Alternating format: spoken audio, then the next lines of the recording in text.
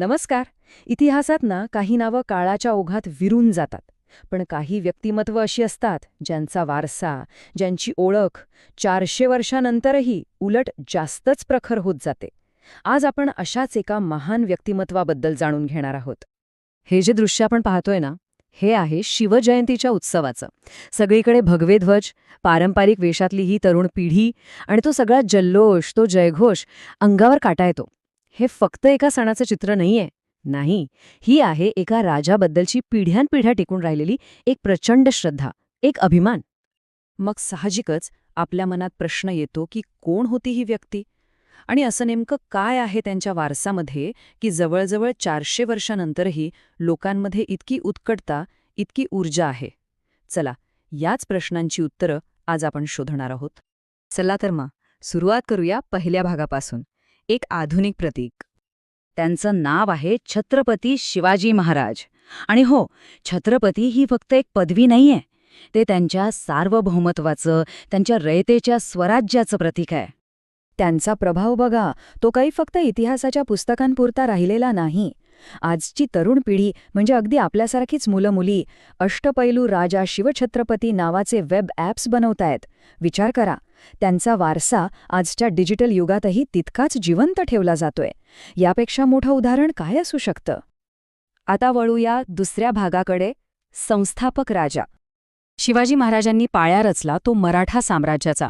हे एक असं साम्राज्य होतं ज्याने 17व्या शतकातल्या बलाढ्य मुघल सत्तेला थेट आव्हान दिलं होतं. तर बघा, 1630 मध्ये शिवनेरीवर त्यांच्या या महान प्रवासाची सुरुवात झाली. आणि कमाल म्हणजे वयाच्या अवघ्या 15व्या वर्षी त्यांनी तोरणा किल्ला जिंकला. ही एका फार मोठ्या ध्येयाची मुहूर्तमेढ होती. आणि ते ध्येय होतं हिंदवी स्वराज्य स्थापन करण्याचं. म्हणजे कुणा एका राजाचं नाही, तर रयतेचं, लोकांचं स्वतःचं राज्य. पुढे भाग तिसरा, नवनिर्माणाचे साम्राज्य. महाराजांचं यश हे काही एका गोष्टीवर अवलंबून नव्हतं. त्यामागे एक त्रिसूत्री होती: लष्करी सामर्थ्य, एक उत्तम प्रशासन आणि दूरदृष्टीने केलेल्या सामाजिक सुधारणा. ह्याच तिन्ही गोष्टींमुळे त्यांचं राज्य इतकं प्रभावी ठरलं. लष्करी बुद्धिमत्तेबद्दल बोलायचं झालं तर त्यांनी गनिमी काव्याचा वापर करून मोठमोठ्या शत्रूंना हरवलं. त्यांनी किल्ल्यांचं महत्त्व ओळखलं, त्यांना स्वराज्याचा कणा बनवलं. आणि एवढंच नाही, तर पश्चिम किनारपट्टीच्या सुरक्षेसाठी स्वतःचं शक्तिशाली नौदल म्हणजे नेव्ही उभारली. किती दूरदृष्टी होती बघा. आता राज्यकारभार सुरळीत कसा चालेल, त्यासाठी त्यांनी तयार केलं अष्टप्रधान मंडळ. नावाप्रमाणेच 8 मंत्र्यांचे एक मंडळ. पंतप्रधान, अर्थमंत्री, सेनापती अशा सगळ्या प्रमुख जबाबदाऱ्या विभागून दिल्या होत्या. म्हणजे पॉवर कोणा एकाच्या हातात नाही, तर विभागलेली होती. विकेंद्रीकरणाचं हे किती उत्तम उदाहरण आहे, नाही का? महाराजांचं काम फक्त लष्कर आणि प्रशासनापुरतं मर्यादित नव्हतं, अजिबात नाही. त्यांनी सामाजिक सुधारणांवरही तितकाच जोर दिला. सगळ्या धर्मांप्रती सहिष्णुता होती, उपेक्षित लोकांना सन्मान दिला आणि सगळ्यात महत्त्वाचं म्हणजे शेतकऱ्यांच्या हितासाठी योग्य अशी महसूल व्यवस्था लागू केली. खरंच किती दूरदृष्टी होती त्यांची. आता आपण पाहूया भाग चौथा, एका वर्षाचा उत्सव. बरं, ही जी शिवजयंती आपण साजरी करतो, याची सार्वजनिक सुरुवात केली समाजसुधारक महात्मा ज्योतिराव फुले यांनी 1870 मध्ये. त्यांनीच रायगडावर महाराजांची समाधी शोधून काढली होती आणि त्यांचे विचार लोकांपर्यंत पोचावेत म्हणून हा उत्सव सुरू केला.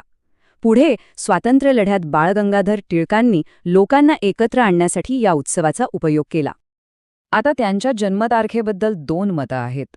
भरपूर ऐतिहासिक पुराव्यांच्या अभ्यासानंतर महाराष्ट्र सरकारने 19 फेब्रुवारी 1630 ही तारीख अधिकृतपणे स्वीकारली आहे. पण याआधी 6 एप्रिल 1627 ही तारीखही प्रचलित होती. हा जो वादविवाद आहे किंवा त्यावर जे संशोधन झालंय, तेच दाखवतं की त्यांच्या इतिहासाचा किती सखोल अभ्यास केला गेला आहे. आणि आता शेवटचा भाग, 5वा, चिरस्थायी आराखडा. आपण सुरुवातीला ज्या वेब ॲपबद्दल बोललो होतो, अष्टपैलू राजा शिवछत्रपती, हा त्याचाच आराखडा आहे. अष्टपैलू म्हणजे ऑलराऊंडर. आणि हे नावच महाराजांच्या बहुआयामी नेतृत्वाला अगदी साजेसं आहे. हे ॲप त्यांच्या याच विचारांवर आधारित आहे. हे ॲप बघा काय काय करतं. आजच्या तरुणांना एकाच ठिकाणी अभ्यास साहित्य देतं, किल्ल्यांची माहिती देतं, चर्चा करण्यासाठी एक व्यासपीठ देतं. ह्यामागचा उद्देश हाच आहे की महाराजांच्या नैतिकतेतून, त्यांच्या कौशल्यांमधून प्रेरणा घेऊन तरुणांना मार्गदर्शन मिळावं. आणि या संस्थेचं ध्येयवाक्य ते सगळं काही सांगून जातं. जीवनाच्या प्रत्येक क्षेत्रात मार्गदर्शन करणारी व्यक्ती. हे एकच वाक्य महाराजांच्या चिरस्थायी वारसाचं सार आहे. आणि हेच आपल्याला एका शेवटच्या पण महत्त्वाच्या प्रश्नावर आणून ठेवतं. एखाद्या नेत्याच्या विचारांमध्ये इतकी ताकद कुठून येते की ते फक्त एक साम्राज्यच नाही उभारून जात, तर पिढ्यानुपिढ्या, शतकानुशतके नवनिर्मितीला प्रेरणा देत राहतात. कदाचित याच प्रश्नाच्या उत्तरात त्यांच्या चिरस्थायी वारशाचं खरं रहस्य दडलेलं आहे.